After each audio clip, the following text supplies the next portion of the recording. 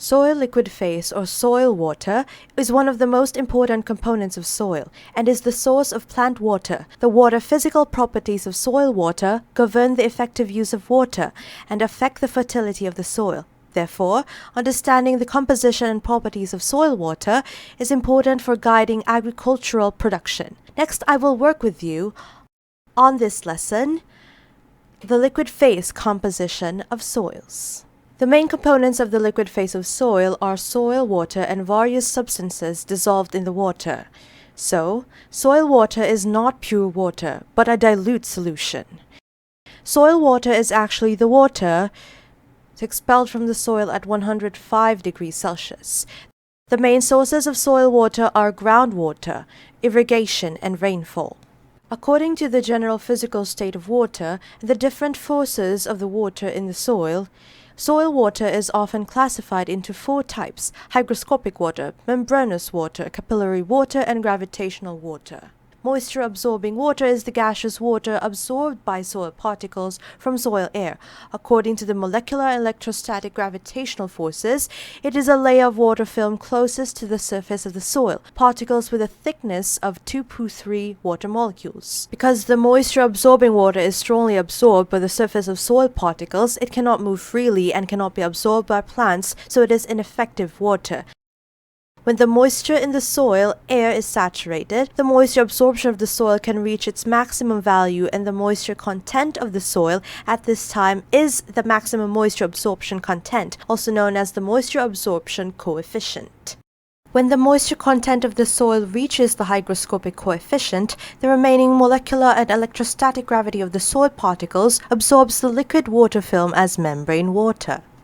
Membrane water has much less absorption force than hygroscopic water and can move freely, but because of its viscosity, it moves very slowly and can only be absorbed and used when the plant roots come into contact with it. The inner layer of membranous water cannot be absorbed and used by plant roots, so it is ineffective, while the outer layer of water can be absorbed and used by plants, but the amount is very limited. The soil water content at which the membrane water reaches its maximum amount is called the maximum molecular water holding capacity. The liquid water that is held in the capillary pores by capillary forces when the soil water content exceeds the maximum molecular water holding capacity is called capillary water. According to the source of capillary water can be divided into two types: rising capillary water and suspended capillary water. The water that rises along the capillary and is held in the pores of the capillary is called capillary water. When the water table is deeper, the water held in the pore space of the capillary by capillary force after rainfall and irrigation is called capillary suspended water. The water content of the soil when the capillary suspended water reaches its maximum volume is called field water holding capacity. Field water holding capacity is the upper limit of effective soil water. When the water content reaches the field water holding capacity, continued water supply will not increase the water holding capacity in the soil, but will only further wet the lower layers of the soil. Therefore, the field water holding capacity is also an important basis for determining the amount of irrigation water. When the water entering the soil exceeds the field water holding capacity, the excess water is lost by gravity down the large voids, which is called gravity water. Too much gravity water in dry fields can lead to waterlogging, nitrogen deficiency, poor soil aeration, production of reducing substances, etc., which is detrimental to the development of the root system. At the same time, the excess gravity water also carries away soil nutrients as it moves downward, so for dry fields, gravity water is generally superfluous. In contrast, gravity water is effective for crop growth. When the paddy field is blocked by the plow bottom and poorly permeable soil layer, the amount of water in the soil is usually expressed in terms of soil water content. There are several common ways to express it. 1. Mass water content is the ratio of the mass of soil water to the mass of dry soil. 2.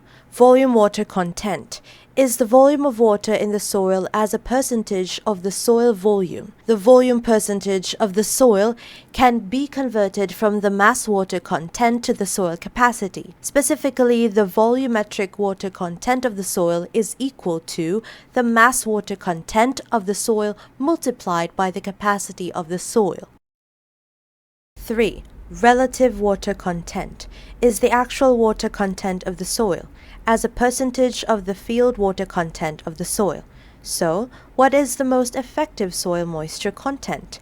What is the relationship between soil water content and plant growth? Next, let's learn the effectiveness of soil moisture. Before we understand the effectiveness of soil water, we need to learn two concepts.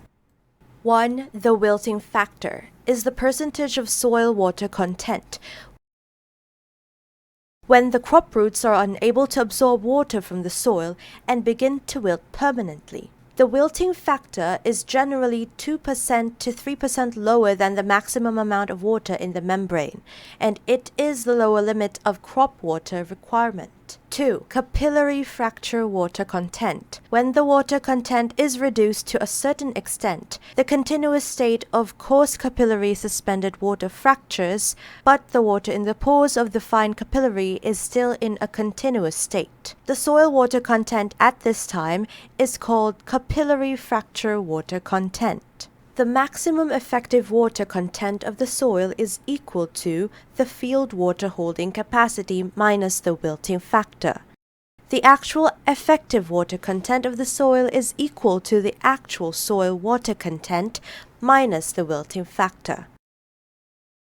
When the soil water content is between the field holding water and the capillary breakwater content, the soil is in the quick-acting water stage. At this time, the capillary water is moving continuously and rapidly to provide timely water to the root. When the soil water content is between the capillary fracture water content and 45% of the field water content, the soil is in the slow-acting water stage. At this time, the coarse capillary water breaks, moves slowly, and is in demand of water from the root. When the soil water content is between 45% of the field holding capacity and the wilting factor, the soil is in the late water stage. Most of the water in the soil is membranous water, which moves more slowly and is difficult to use, and the plant wilts temporarily. At this time, you need to water the plant timely. That's all for this lesson. Thank you.